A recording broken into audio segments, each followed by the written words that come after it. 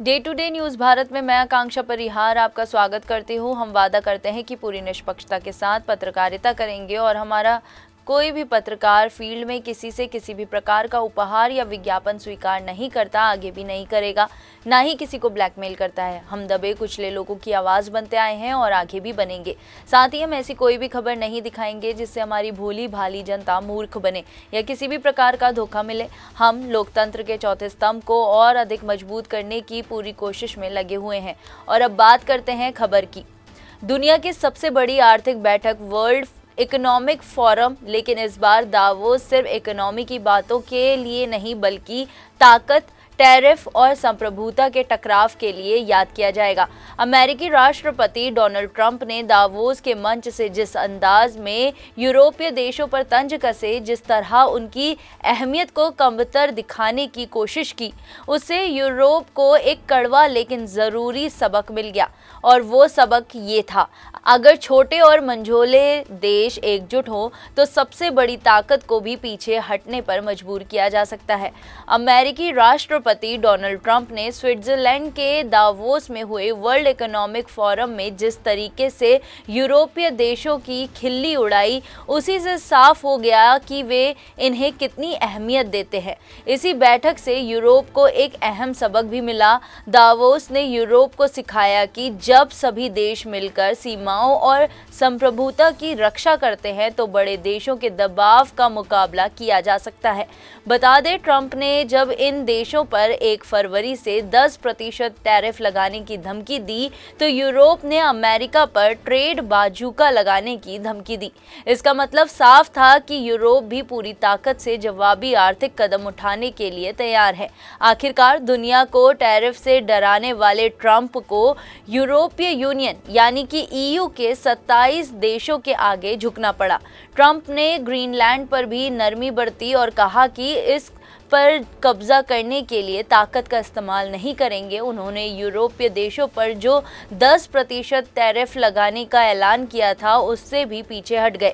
बता दें, ट्रेड बाजूका दरअसल यूरोपीय यूनियन का एक खास कानून है जिसका असली नाम है एंटी कोरिजन इंस्ट्रूमेंट। इस कानून का मकसद ये है कि अगर कोई देश ईयू या उसकी कंपनियों पर गलत तरीके से दबाव बनाए, जैसे टैरिफ लगाकर धमकाना, तो ईयू उसके जवाब में सख्त आर्थिक कदम उठा सके। इसके तहत ईयू उस देश के सामान का इंपोर्ट एक्सपोर्ट रोक सकता है, उसकी कंपनियों को ईयू के सरकारी ट्रेडर से बाहर कर सकता है। यानी कि अगर यूरोपीय यूनियन चाहे तो अपने 45 करोड़ लोगों वाले बड़े बाजार का दरवाजा ही बंद कर सकता है। इससे सामने वाले देश की कंपनियों को अरबों डॉलर का नुकसान हो सकता है।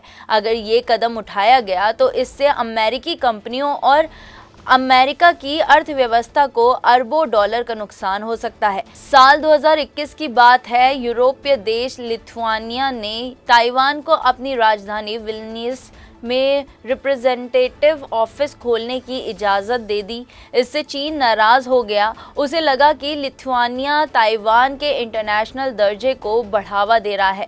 चीन ताइवान को अपनी ही एक प्रांत मानता है और ऐसे किसी कदम को वन चाइना पॉलिसी का उल्लंघन मानता है।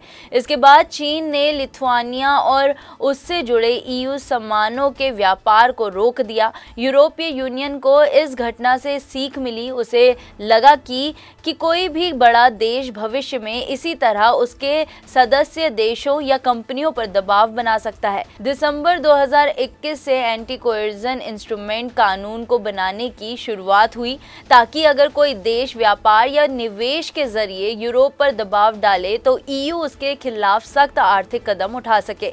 दिसंबर 2023 में ये कानून बनकर तैयार हो गया। सूत्रों के मुताबिक देशों की सीमाएं और उसकी आज़ादी यूरोप की सोच की बुनियाद है।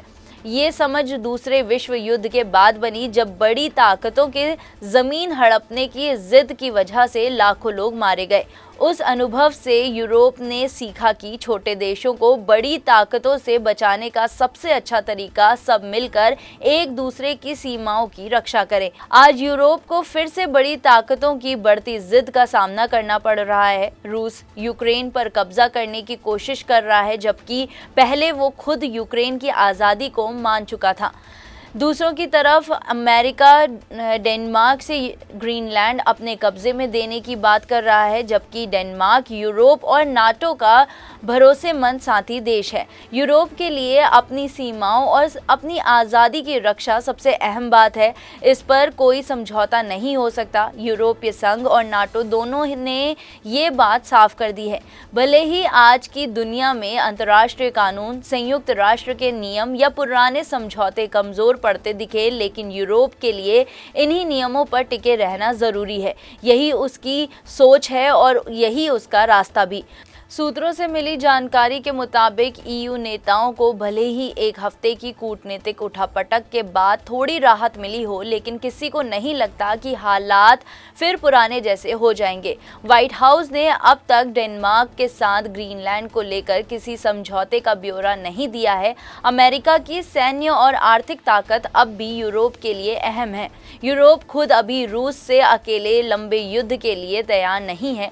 ट्रंप अपने विरोधियों को निशाना बनाने के लिए जाने जाते हैं, इसलिए कई देश उनसे सीधा टकराव नहीं चाहते। हालांकि ईयू के भीतर अब ये सोच मजबूत हो रही है कि उसे अमेरिका की मर्जी पर निर्भर रहने के बजाय खुद का ज़्यादा आज़ाद और मजबूत बनाना होगा, खासकर रक्षा के मामले में। कुछ देशों ने माना कि ट्रंप को खुश करने की नीति अब काम नहीं करेगी। यूरोप के नेताओं को लगने लगा कि अब दुनिया एक ज़्यादा कठोर और नियमों से बाहर की जगह बनती जा रही है, जहां ताकतवर की ही चलती है और अमेरिका यूरोप के बीच का पुराना भरोसा टूट चुका है।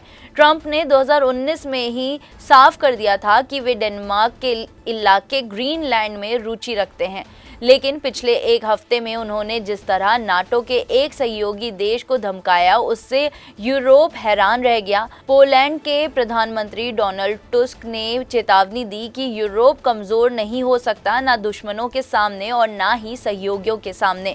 उन्होंने अपीसमेंट जैसे शब्द का इस्तेमाल किया, जो यूरोप के इतिहास में बहुत दर्दनाक माना जाता है। यूरोपीय काउंसिल ऑन फॉरेन रिलेशन के निदेशक मार्क लियोनार्ड ने कहा कि चीन, रूस और अमेरिका जैसी बड़ी ताकतों के दबाव में यूरोप फिर से संप्रभुता के महत्व को समझ रहा है।